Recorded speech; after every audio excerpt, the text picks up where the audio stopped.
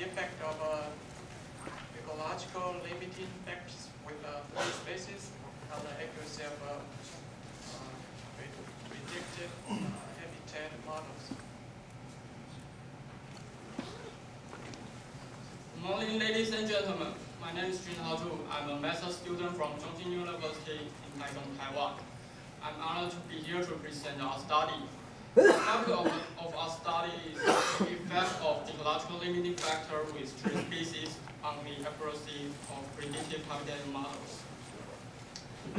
Chongqing University is located in Taichung, central Taiwan, and the Huisun Experimental Forest Station is also in central Taiwan. That is our study area. I'll present our study in 5 parts, from introduction to conclusions. The prediction of species distribution has become a focus in ecology in recent years. And to have a better prediction, we must consider about every step in the modeling, like variable or statistical method selection. Every step might affect the prediction. Except the step in the modeling, the growth characteristic of different species may also affect the prediction. The growth of tree is affected by topography, climate, soil, or biology. Different species will be suitable in different environments. And the limit of tolerance on some species will form the ecological limiting factor. For example, some tree species couldn't live in the area with very low temperature. The limiting factor will actively constrain the growth of trees and generate some survival boundaries. These boundaries might assist the predictive model to discriminate potential habitat. In this study, we aim to evaluate whether the limiting factor will affect the prediction of potential habitat. We choose 2 species to test this issue. First one is long-lived chinkpin. I will call it LLC later. It grows widely in South China and Taiwan. In central Taiwan, it only distributes in the mountain above 1,700 meters because it requires enough sunlight to live. It's a sun-loving tree, and its seeds are an important food source for many animals. Another one is Japanese Elaiocarpus. I'll call it JE later. It also grows widely in Taiwan, but its distribution in the mountain is from low to mid-high altitude. It's wider than LLC. It's a deciduous tree, and its seeds are also an food source for animals.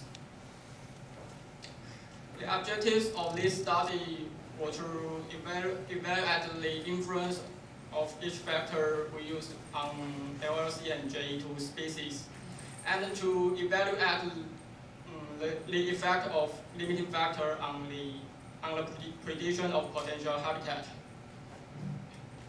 About the study area. The study area encompasses the Huisun Forest Station in central Taiwan. The tree species over there is very complex. And the range of altitude is from about 450 to 2,400 meters. We took a tree sample from the Dongfeng watershed in the east of Huisun area and extrapolated the potential habitat to the entire study area. The data we used included orthophonal maps, DEM, and spatial images, and then derived the altitude, slope, aspect, current position, and the vegetation index, respectively.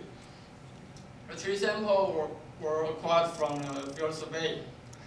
Then we overlay this data and input them into MaxN, DT, and DS3 models to predict the potential habitat of 2 species. And validate the model by using independent samples in final. This map was derived from the DEM we used. The yellow part is the Huisun Forest Station. We used the DEM to derive the altitude, slope, and aspect layers. And combined with the region valley information that derived from orthophoto maps to generate the terrain position layer. The vegetation index was derived from two SPAFA images. One was acquired in summer in 2004, and another one was acquired in autumn in 2005. We established this vegetation index based on the principle of changes in leaves moisture content, as shown in this equation. The tree sample were taken by using GPS. The error was below 1 meter. We acquired 115 LLC samples and 104 JE samples. 2/3 of them used to establish the model, and 1/3 of them used in model validation, as shown in this table. The background samples were randomly taken from entire study area, and the number is about 7 times more than target sample.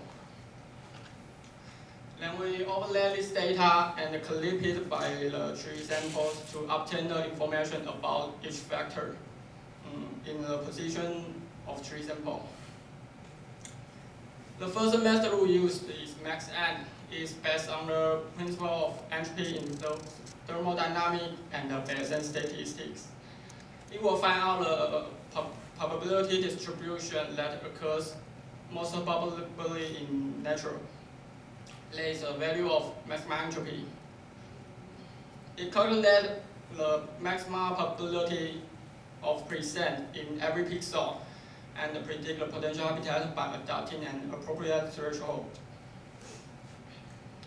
Second one is decision tree, DT. DT is a non-parametric classification technique.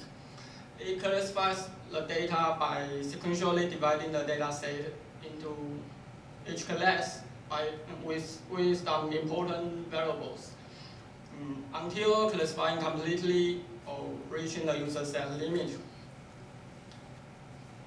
Finally, is the discriminant analysis. DA will analyze the relationship between independent variables and find out the boundaries between each class. Then we could classify the data by these boundaries. In the step of model validation, the approach we use is split sample validation, and we will calculate the users and producers' accuracy, overall accuracy, and the kappa coefficient. In the result, the first table shows the importance of each factor we used. For LLC, altitude, slope, and terrain position were much more important than aspect and vegetation index in all three models, especially the altitude and slope factor.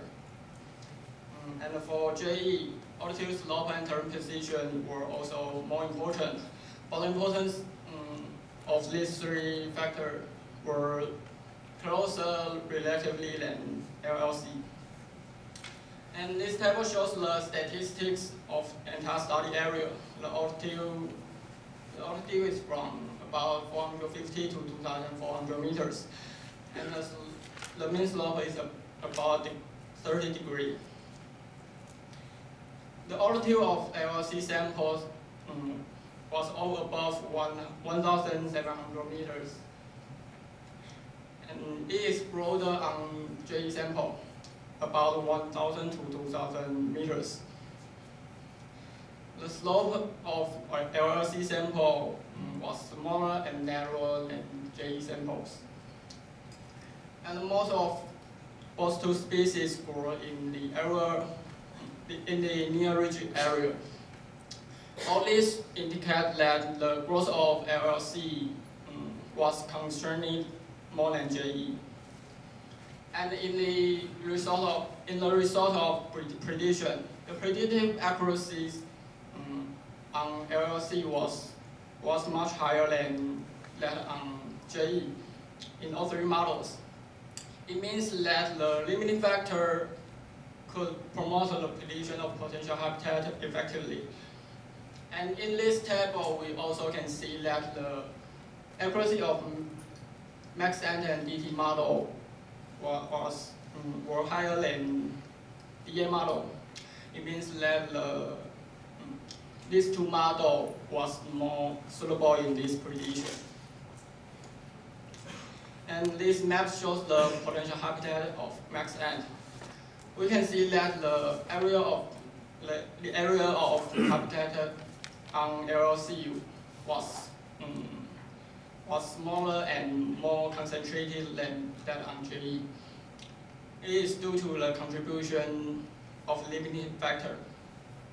In larger part of maps, we can see clearly that the habitat of JE was broader, so that bringing more convention errors.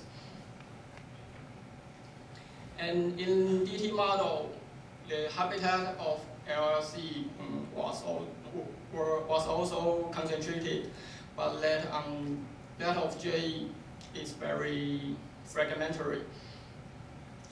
Because there is no significant limiting on JE, it will cause overfitting in DT model easily to result in this condition. And finally, the predictive area of DA was similar to maxent, but it was much more scattered. And in this model, it also have more convention error on JE. And finally, we have some conclusions. First, ecological limiting factor will affect the prediction of potential habitat. In this study, the limiting factor on altitude did make the prediction of LLC with higher accuracy. Therefore, if we can find out the limiting factor of tree species, it will be very useful for predicting the distribution of the tree species. However, many species are similar to JE. There is no significant limiting factor on them, especially the widespread species. So we try to classify the tree species by using spectral information from remote sensing images. In this study, the vegetation index from spatial imaging couldn't improve the prediction due to the spatial and the spectral resolution not enough to discriminate tree species. So in future, we attempt to extract more information from high spatial resolution and hyperspectral images like LiDAR data or aerial hyperspectral images to distinguish tree species to improve the models. And the classification maps from remote sensing imaging can also use to support the field survey to acquire more sample entity.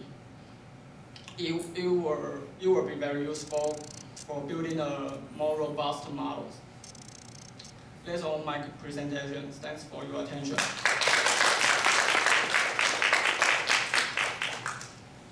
Okay. Please, any audience? For your decision tree analysis, did you use a procedure? Did you automatically generate the decision tree, or was it constructed by hand based on your knowledge of the species involved? Thank you. We use the decision tree procedure by the software SPSS, and we use the card to perform this model. Yeah. So, how did you decide the threshold, the cut? Sorry? How did you decide the cut? Cut. Yeah. You. Cut is a cut. And we just use the software to perform. And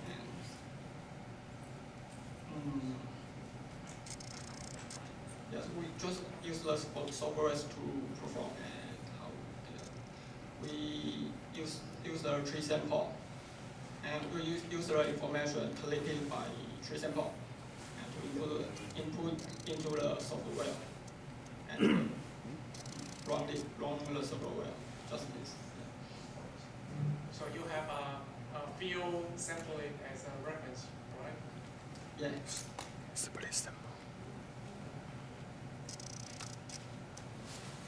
What software did you use to run the TA and DT? And then you mentioned that you use the free software to run the MaxN. What software you use to run TA? We run the DT and the DA to method in SPSS to SPSS list software, and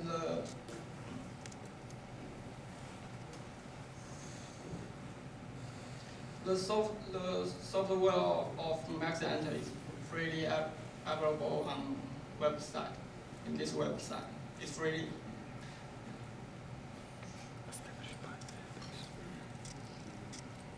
Free everyone, right? Yeah. Okay.